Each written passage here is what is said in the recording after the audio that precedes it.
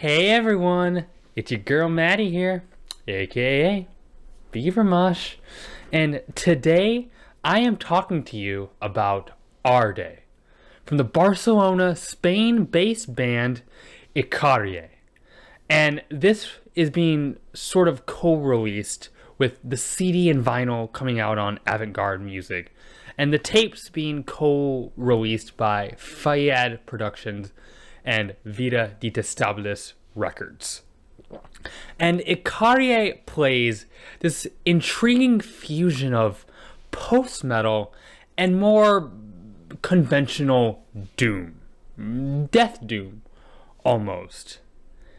And while the music on Arde features those sweeping and theatrical and highly dynamic passages that you would expect with something with post attached to its description, those elements do not flatten or mute the crushing doom aspects of this either. There is this juxtaposition of feeling on Arde, with Ikarie allowing this tension where the post aspects of the music allow for this glimmer of wonder and hopefulness, while the doom elements are fully bleak and despondent. And there's room for all of that on this record.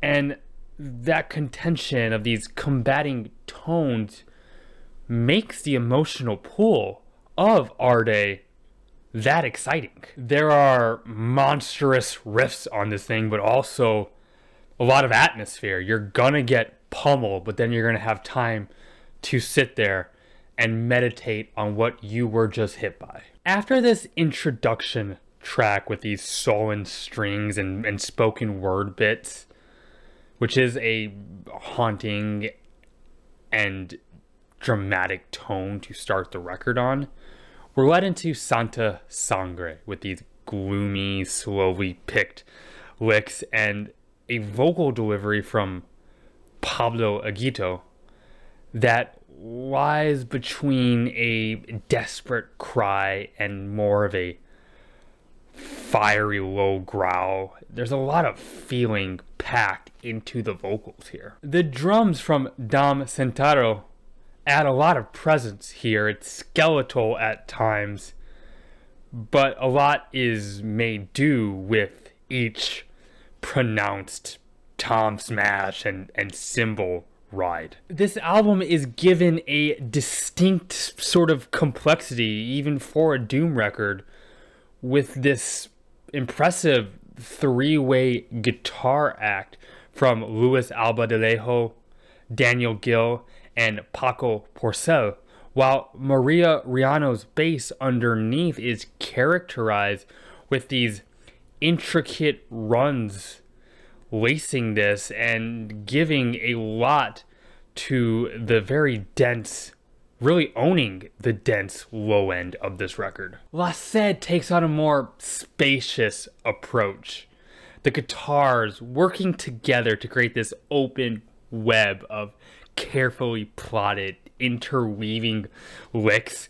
The music here is supremely punishing, yet there are these gorgeous melodic runs. It's that post-metal coming through. The music here is distorted but beautiful, ugly but pretty and haunting at the same time. There is just this intense melancholy that can only really be produced through highly skilled songcraft.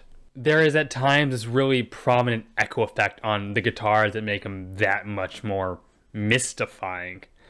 And I'm really impressed by how the band utilizes volume so carefully. It's even when the band gets louder, even without changing the musical element in structure all that much, you feel it in your bones. The way that the band does this, they're able to create these arresting, goosebump inducing moments for you. Circos features these commanding, patiently played and weeping licks that reverberate with so much power.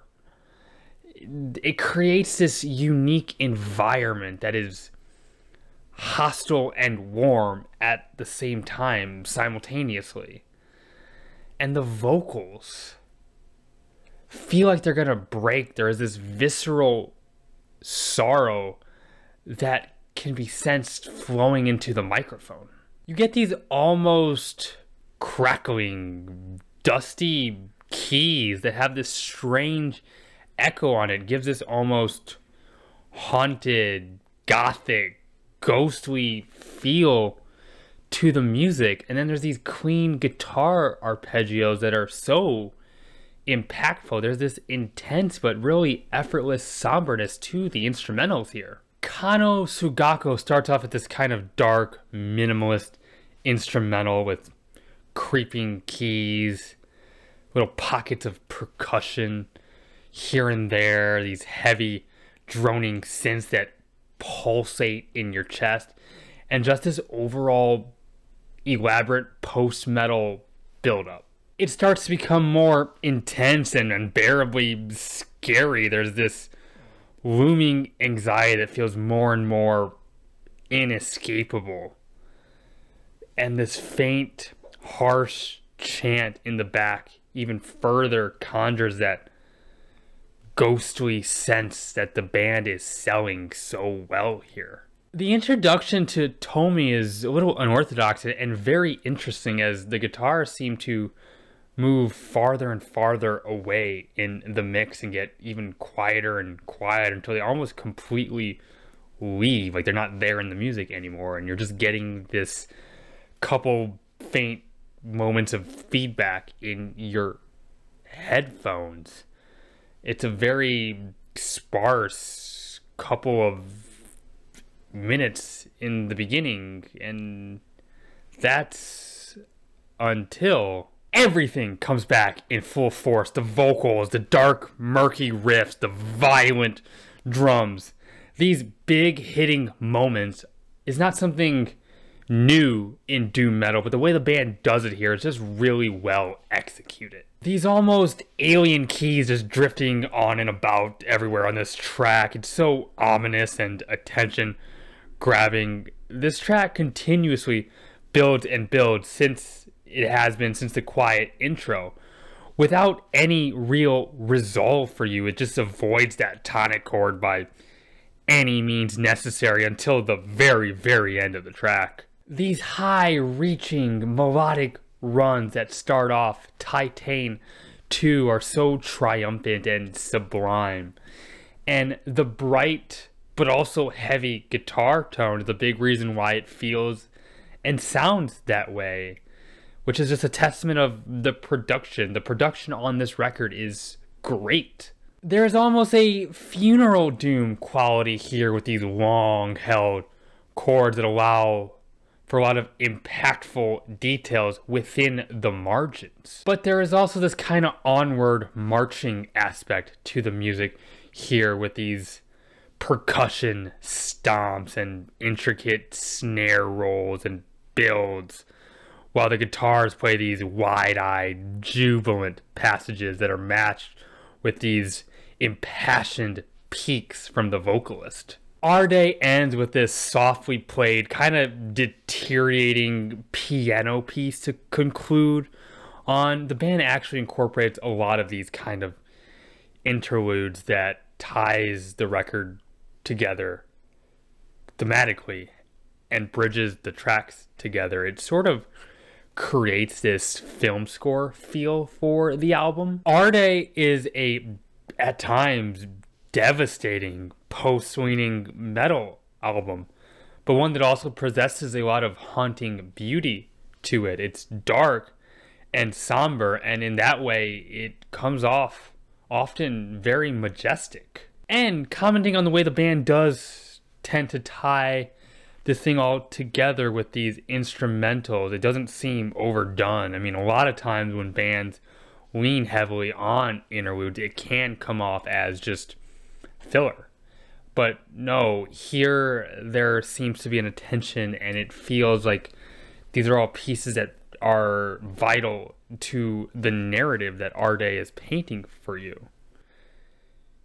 Fans of Doom, Death Doom, or even post Doom, if you want to call it that, should check this one out. I think it's going to check a lot of boxes for you. It's an emotionally packed listen. And those are my thoughts here. If you like this review, like my videos, like my content, tell me, hit the like button. If you'd be so kind, it would mean the world to me if you'd consider subscribing. Leave a comment. I love engaging with those. I have a Twitter you can follow. Link to that is in the bio of this YouTube channel. I also have a Ko-Fi. Feel no obligation, but that is an option if that is the way you want to support the show. Keep it metal. My name is Maddie, aka Beaver Mosh, and I'm signing off.